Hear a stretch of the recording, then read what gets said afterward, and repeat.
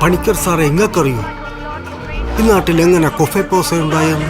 അങ്ങ് വടക്ക് സുക്കൂർ നരയൻ ബാക്കിയും ഹാജി മസ്താനും, ഈടെ തെക്ക് മുതലിയാരും, പിന്നെ മാമ്പറയ്ക്കൽ അമ്മദാലി. അന്നീ നാലാളെയും കൊണ്ട് ശരിക്കും വെള്ളം കുടിച്ചു പോയിരുന്നു മിസ്സിസ് ഗാന്ധി.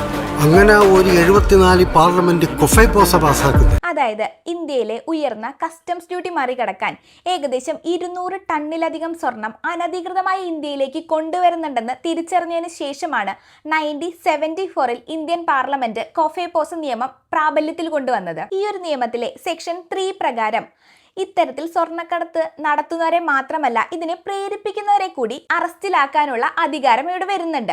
സംഭവം ഇത് വിദേശികൾക്കും ഒരേപോലെ ബാധകമായിട്ടുള്ള ഒരു നിയമമാണ്. മാത്രമല്ല ഇത് ഒരു സാധാരണ ക്രിമിനൽ നടപടി ചട്ടങ്ങളെ പോലെ തന്നെ വേഗത്തിൽ നടപ്പിലാക്കാനും അത് ഏതൊരു ഭാഗത്താണെങ്കിലും ഈസി ആയി തന്നെ ഇംപ്ലിമെന്റ് ചെയ്യാനും സാധിക്കുമെന്നതാണ് ഈ ഒരു നിയമത്തിന്റെ ഏറ്റവും വലിയ പ്രത്യേകത. അതായത് കള്ളക്കടത്ത് സംഘങ്ങളെ തിരിച്ചറിയുന്നതിനും അതുപോലെ തന്നെ അവരുടെ സ്വത്തുക്കൾ കണ്ടുകെട്ടുന്നതിനും എൻഫോഴ്സ്മെന്റ് ഡയറക്ടറേറ്റ് അതുപോലെ തന്നെ DRI എന്നിവർക്ക് ഇതിന്റെ ഇംപ്ലിമെന്റേഷനിൽ വലിയൊരു പ്രാധാന്യമാണ് ഈ ഒരു നിയമം നൽകുന്നത്. എത്രയൊക്കെ ആണെങ്കിലും നടപടിക്രമങ്ങളിലെ താമസം പ്രതികൾക്ക് അനുകൂലമായ സാഹചര്യങ്ങളിലും വരാറുണ്ട്.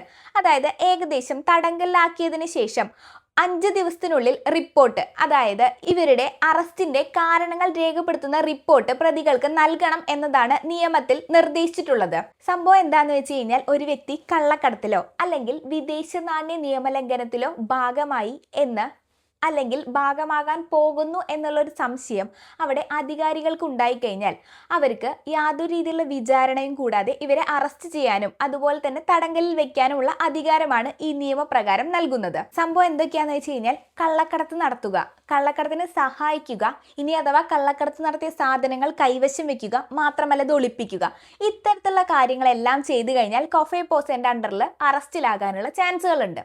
സംഭവം കേന്ദ്ര ഗവൺമെന്റിനോ അല്ലെങ്കിൽ സംസ്ഥാന ഗവൺമെന്റിനോ ആണ് ഇത്തരത്തിൽ തടങ്കലിൽ വെക്കാനുള്ള ഒരു അധികാരം പ്രധാനമായും വരുന്നത്.